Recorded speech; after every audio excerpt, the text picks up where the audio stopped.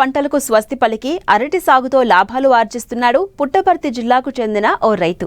నిన్న మొన్నటి వరకు కిలో ₹2 పలికిన అరటి ప్రస్తుతం ₹20కు విక్రయిస్తూ లాభాలు పొందుతున్నారు. హంద్రీనీవా జలాల రాకతో అరటి సాగుకు నీటి సమస్య తీరిపోయిందని సంతోషం వ్యక్తం చేస్తున్నారు. సమయానుకూలంగా మేలైన యాజమాన్య పద్ధతులు పాటిస్తే అరటికి మించిన పంట మరోటి లేదంటున్నారు.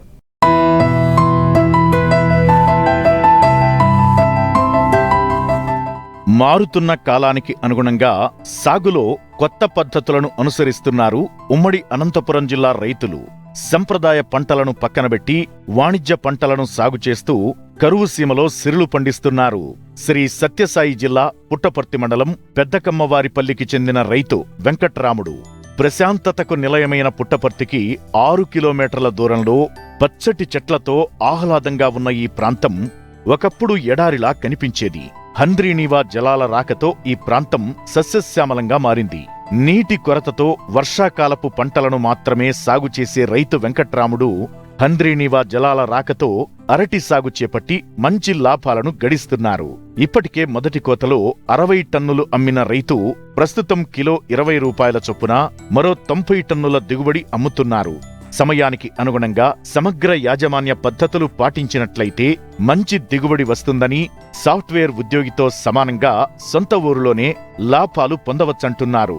ముందు నేను 92-93లో నేను రియల్ ఎస్టేట్ చేసి బిల్డింగ్లో కట్టిస్తాను.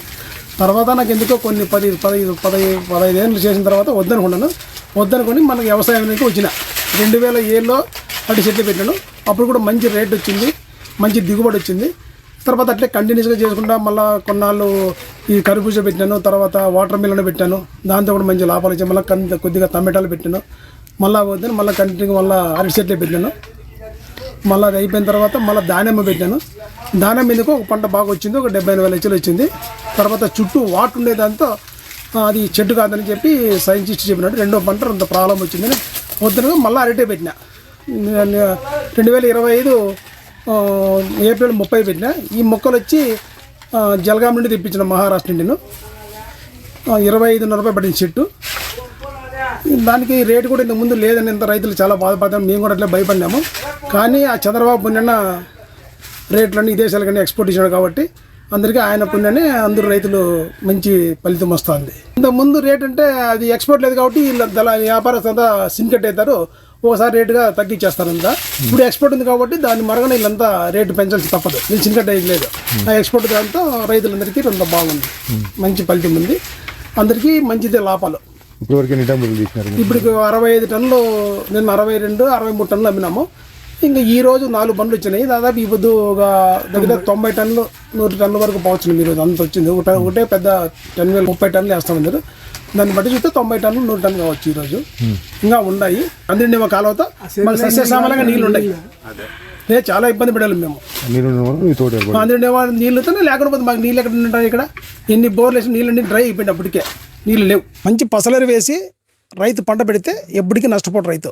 పసలరి వేయకుండా ఓన్లీ కెమికల్ మీద మనం ఆలోచన చేస్తే అదంతా మొత్తం అంతా నీకు ఇది బ్యాక్టీరియా అది వచ్చేసి ఫంగస్ వస్తుంది, ఆ సిగుటాకు తెగులు వస్తుంది. ఎక్కడన్నా చూడండి, ఒక్క చెట్టు ఎక్కడన్నా మచ్చ ఉందని చూడండి. మా తోటలో ఎక్కడే కానీ లేదు చూడు, ఆడ కూడా ఒక్క చెట్టు కూడా నీకు మచ్చ లేకుండా ఆకుంది. అంటే ఎందుకు ఇది పసలరి? ఎప్పుడు నేను దానిమ్మ చెట్టుకు 150 ట్రాక్టర్లు వేసినా, దీనికి 150 ట్రాక్టర్లు ఎరువు వేసినాను.